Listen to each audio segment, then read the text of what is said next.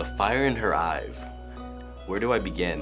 When Jonah first introduced the idea to the class, you could tell that he was really passionate about the idea. He had a really good pitch and seemed really dedicated to doing this, and really wanted to portray the story of this girl to the world. You usually hear a lot about somebody with an artistic talent like painting or singing or acting. We plan on going around town shooting a bunch of different scenes, trying to follow her around and get a in-depth look at what she's all about. You know, I'm really looking forward to getting to know this girl better as a documentary subject. So it's going to be really interesting filming her and learning all different types of things about her and what she's been through and how she really got into poi. So I'm really excited to film this, and hopefully it goes well. I think that we're gonna have a great documentary here, and I can't wait. Day one, let's go.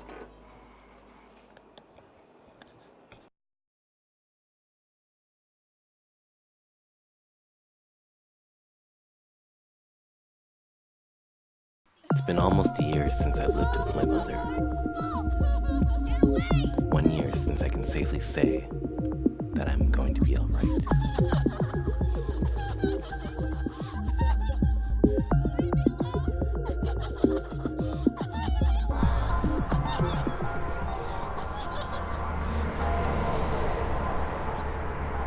I know I'm only 15, but I've seen more things than most people will ever see. I've heard more things than most people will ever hear.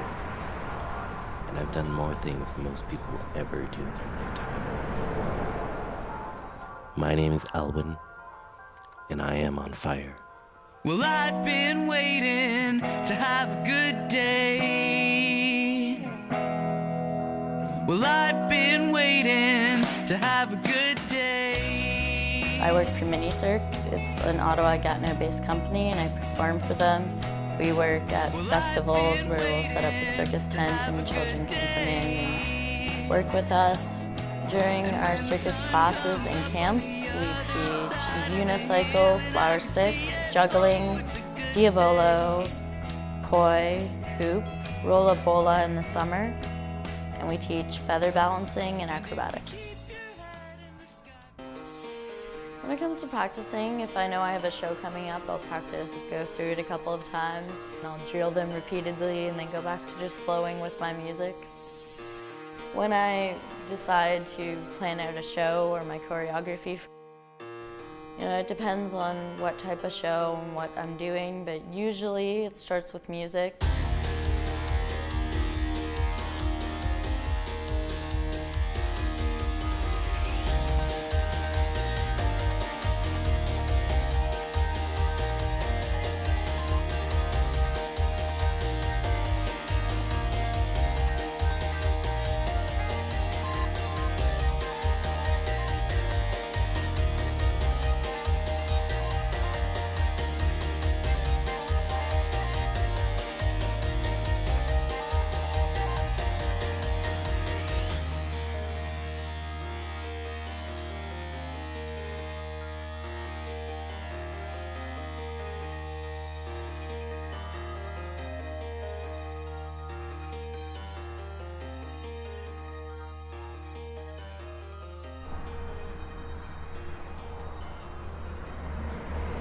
No one can tell you when you need to grow up.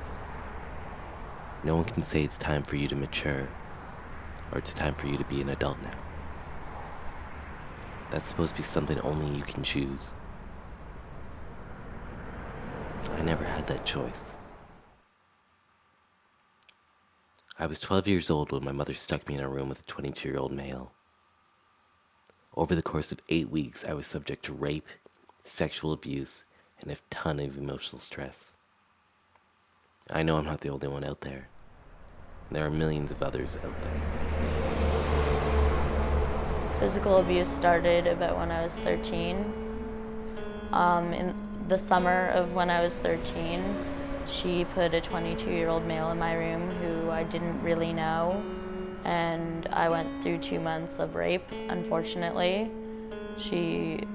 I could tell she knew what was going on, but she was getting paid by him, and it was easier for her to ignore it than to actually do anything.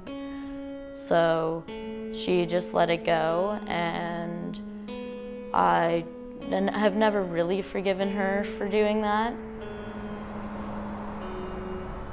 I often find myself walking around downtown. I occasionally have flashbacks. I look at people's faces and it triggers memories.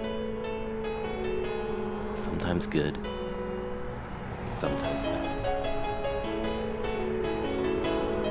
Sometimes I just recall the past.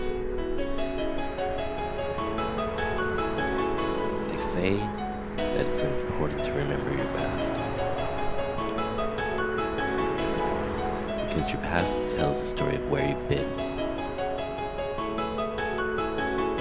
But the one thing about the past is that the past will never tell you where you are going. The past is there to remind you what you've done and who you were with, but never what you'll be or where you are going. That's only something you can choose.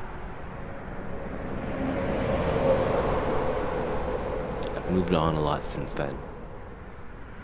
I try not to dwell on the past much these days, and I'm always trying to keep busy. As cheesy as it sounds, things can always get better. Like, I've been in very dark places in my life. I've gone through a lot. But if you keep on pushing, things can get better. You have to let your present and your past make you. You can't let it break you. You have to keep going, and no matter what, believe that you can make it better.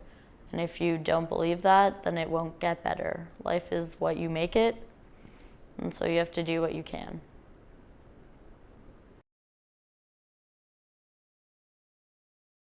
All right, so we finally made it to the end, and I gotta say, it's been quite the journey. Honestly, I don't think anybody's been through more than she has. The stuff that she's been through is beyond imaginable. I don't think I would still be around to this day if I had been through the same stuff that she had. I think that we've done a really good job at capturing the essence of her.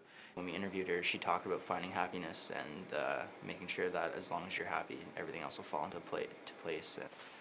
So, walking away from this documentary, I think that the one thing that you really need to keep in mind and one thing that you need to think about is, you know, being yourself and being who you want to be and fighting, like, to be happy is, like, the most important thing in life, you know? And in doing what she's doing with her poi and everything, she's found that happiness and found that space. It's not about making other people happy. It's finding your path and creating your own destiny.